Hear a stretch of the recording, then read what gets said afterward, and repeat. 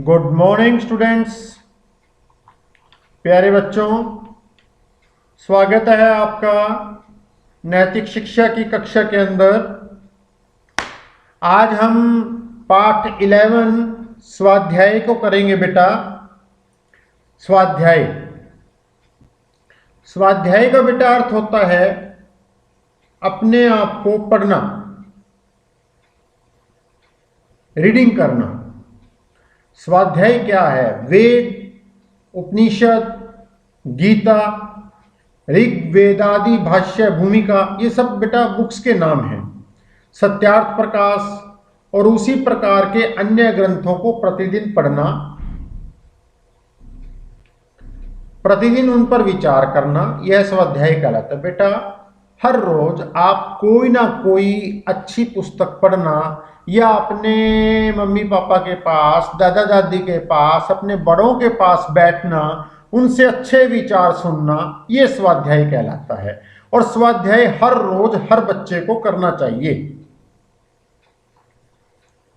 उसके बाद कहा है थोड़ा थोड़ा पढ़ो,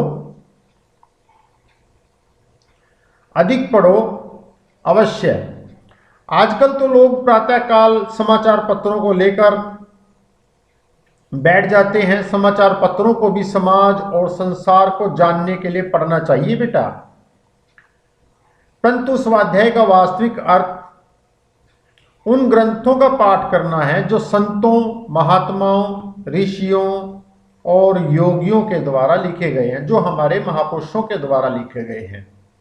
शतपथ ब्राह्मण में लिखा है बेटे, जो व्यक्ति प्रतिदिन अच्छे ग्रंथों का पाठ करता है, ग्रंथ यहां पर हैं अच्छी किताबें, रामायण, गीता, महाभारत, कुरान, बाइबल और अनेकों ग्रंथ बेटा, ग्रंथों का पाठ करता है, उसे उतना ही पुण्य मिलता है जितना कोई व्यक्ति धन, हीरे, सोने, मोती और पशुओं से भरी हुई सारी पृथ्वी को दान करके प्राप्त करता है। अब यहाँ पर ये कहा गया कि यदि हम कोई चीज़ किसी व्यक्ति को दान करते हैं और उससे जो हमें पुण्य मिलता है, वो पुण्य अच्छी किताबों के पढ़ने से ही उतना मिलता है। महात्मा हंसराज बेटा चैप्टर ये स्वाध्याय का है, लेकिन इसमें महात्मा हंसराज की एक घटना है, क्योंकि महात्मा हंसराज जी हमारे डीएवी कॉलेज के लिए उन्होंने अपना जीवन दान दे दिया था। उनके बड़े जो भाई थे ना, क्योंकि उनके पास पैसे नहीं थे बेटा, और उन्होंने ना अपना सारा जीवन डीएवी को दे दिया, तनख्वाह वो लेते नहीं थे, तो उनके भाई ने अपने तनख्वाह का आधा भाग उसको महात्मा हंसराज जी को देते थे। अब यहाँ पर ये बताया गया, उनके बड़े भाई मुल्कराज जी उन्हें मासिक 40 रुपए देते थे, क्योंकि 80 रुपए उनकी तनख्वाह थी, 40 रुपए वो देते थे। वे उस समय निर्वाह करते थे। एक बार उसके भाई अप्रसन्न हो गए और उन्होंने उनको सहायता देना बंद कर दिया। तो महात्मा जी के पास कोई पूंजी तो थी नहीं, घर में भी कोई खाने का साधन नहीं था, केवल 6 आने उनके पास थे। पहले बेटा आप अपने मम्मी पापा से बात करना, क्योंकि हमने तो आने देखे हैं, जैसे 25 पैसे जरूर देखे होंगे शायद आपने। 25 पैसे को 4 आने कहा करते थे, 50 पैसे को 8 आने कहा करते थे, 16 आने का 1 रुपया बनता था। ये बात आपको आपके मम्मी पापा बहुत अच्छे से समझा सकते हैं और आपको दिखा भी सकते हैं कि 4 आने कैसे होते हैं। 25 पैसे जरूर आपके घर में होंगे, वो देखना, उनको हम 4 आने बोला करते थे। 50 पैसे को 8 आने बोला करते थे। 4 आने 6 आने उनके पास थे। घर में खाने का भी कुछ नहीं था। 3 दिन बीत गए। पत्रों में उनके विरुद्ध जो समाचार पत्र थे, उनके विरुद्ध लेख छप रहे थे। वो घबरा कर उन्होंने सोचा कि मैं कौन से मार्ग पर चल रहा हूं जिसमें मैं दुख ही दुख उठा रहा हूं, सुख का नाम ही नहीं है, तब इसे मैं क्यों न छोड़ दूं। उनके दिल के अंदर ऐसा बुरा विचार आया और वो घबराहट के मारे अपने कमरे के अंदर चले गए और टहलने लगे। और वहां उनके कमरे के अंदर गीता रखी हुई थी। उन्होंने गीता जैसे खोली और उसका एक दोहा उन्होंने पढ़ा।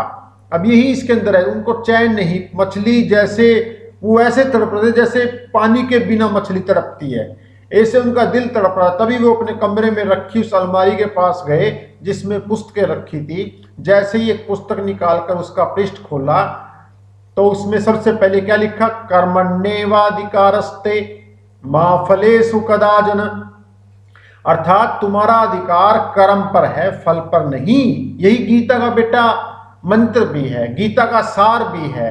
कर्म किए जा फल की इच्छा मत कर ए इंसान, जैसा कर्म करेगा फल देगा भगवान। आप कर्म करते चले जाओ, आप पढ़ाई करते चले जाओ। आप पढ़ाई करोगे तो आपको कर्म अच्छा कर रहे हो तो आपको फल अच्छा मिलेगा। आप पढ़ाई नहीं कर रहे होगे तो आप कर्म नहीं कर रहे तो आपको फल अच्छा नहीं मिलेगा। इन शब्दों को पढ़ते उनकी घबराहट दूर हो गई। ऐसा अनुभव हुआ जैसे सच्चा और सीधा रास्ता उनको मिल गया हो। ऐसा अनुभव हुआ जैसे सामने खड़ा हुआ कोई कह रहा हो, अरे भाई तू घबरा क्यों रहा है, तू कर्म कर, फल की चिंता मत कर, क्योंकि फल तो भगवान के पास है, वो तो भगवान ही देगा। आप अच्छा कर्म करोगे तो अच्छा कर देगा और बुरा कर्म करोगे तो वो बुरा कर्म देगा।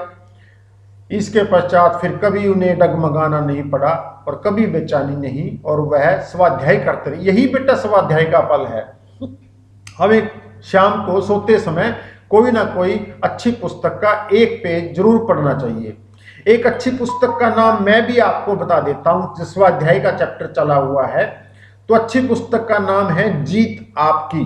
आप लिख लो प्यारे बच्चों, उस अच्छी पुस्तक का नाम है आप लोगों के लिए जीत आपकी, और उसके राइटर का नाम है शिव खेड़ा। और ये बाहर किसी भी आप बुक स्टॉल के पास जाओ, मे भी ये 350 के आसपास की बुक्स है। और ये आप यदि इस बुक्स को परचेज करके आप अपने बैग के अंदर रखो इसको, और इसका एक पेज अपने मम्मी पापा को सुनाओ और उसका अर्थ सुनो। इसमें छोटी छोटी स्टोरी है बेटा, जो इस पुस्तक को बार बार पढ़ेगा वो जीवन की ऊंचाइयों को छुएगा बेटा। ये मैंने एक छोटा सा स्वाध्याय की पुस्तक में का एक नाम बताया आपको, किंतु यह स्वाध्याय केवल अर्थ नहीं है कि दूसरे का अर्थ अपने आप को पढ़ना, अपने आप को देखना। यह जो अपना आपा है, यह ऊपर चला जा रहा है या नीचे गिर रहा है, या शुद्ध है, पवित्र है, गंदा है, मलिन है, यही चीज मैं आजकल देखता हूं। आप अपना कितना टाइम स्मार्टफोन पे लगाते हो, कितना टाइम पढ़ाई को देते हो, कितना टाइम बाहर खेलने जाते हो, इस चीज को पढ़ना भी, इस चीज को सोचना भी स्वाध्याय कहलाता है। जब आप खेलने के लिए टाइम दे रहे हो, जब आप बाहर दोस्तों के लिए टाइम दे रहे हो, जब आप बाहर घूमने के लिए टाइम दे रहे हो और पढ़ाई के लिए आप टाइम नहीं दे रहे हो, तो इसका मतलब आप गलत हो, कहीं ना कहीं आपके अंदर कमी है। और यही चीज का अवलोकन करना स्वाध्याय कहलाता है। परंतु यह अपना आपा क्या है? स्थूल शरीर नहीं है जिसे हम प्रतिदिन मांझते हैं, जो अंत में राख हो जाना है। यह अपना आपा अत्यंत सूक्ष्म है, यही सूक्ष्म शरीर है, और जो मन बुद्धि संस्कारों को लेकर हमारी आत्मा के साथ रहता है। इसका मतलब हम जैसा देखते हैं, जैसा बोलते हैं बेटा, जैसा पढ़ते हैं, वैसा हमारा विचार बन जाता है। इस सूक्ष्म शरीर को, मन बुद्धि और संस्कारों को प्रतिदिन देखो बेटा। कोई पुस्तक पढ़ता है वैसे प्रतिदिन इसको पढ़ो, और शाम को सोने से पहले सोचो कि क्या कोई आपने आज कोई बुरा कार्य तो नहीं किया, आपने कोई आज पढ़ाई कम तो नहीं की, या आज आपने पढ़ाई छोड़ दी। यदि आपने पढ़ाई छोड़ दी तो कल इसको डबल कर दो, कोई बात नहीं। कई बार दिन ऐसा हो जाता है कि आप एक दिन आप पढ़ाई नहीं पढ़ पाते हो, दोस्तों के अंदर आपका टाइम ज्यादा लग जाता है, कोई बात नहीं बेटा, जो आज का हानि है वो कल पूरी कर लो, तो आपका स्वाध्याय सफल हो जाएगा। कोई गंदा विचार तो नहीं आया, कोई पुराना मैल कम या नहीं हुआ, कोई शुभ विचार आया है नहीं, कोई आपने अच्छा कार्य किया है या नहीं किया है। यदि कोई अच्छा कार्य किया है तो कल भी आप उस विचार को करो। कोई नई रोशनी जागी है नहीं जागी है, यही स्वाध्याय का अर्थ है बेटा। यदि मैल बढ़ गया है, कोई शुद्ध विचार नहीं आया है, आप अपने मम्मी पापा के पास बैठो, उनसे स्वाध्याय करो। और सूक्ष्म शरीर को प्रतिदिन पढ़ना, प्रतिदिन देखना, वह कभी न कभी संभलता अवश्य है, और जब संभल जाता है तो ऊंचा उठता चला जाता है। बेटा आज की वीडियो के अंदर इतना ही, और कल की वीडियो के अंदर मैं दोबारा आपको क्वेश्चन आंसर डालूंगा। तो थैंक यू बच्चों, have a nice day. Next video के अंदर। ये पार्ट 1 है बेटा, पार्ट 2 के अंदर आपको प्रश्न उत्तर मिलेंगे। थैंक यू बेटा।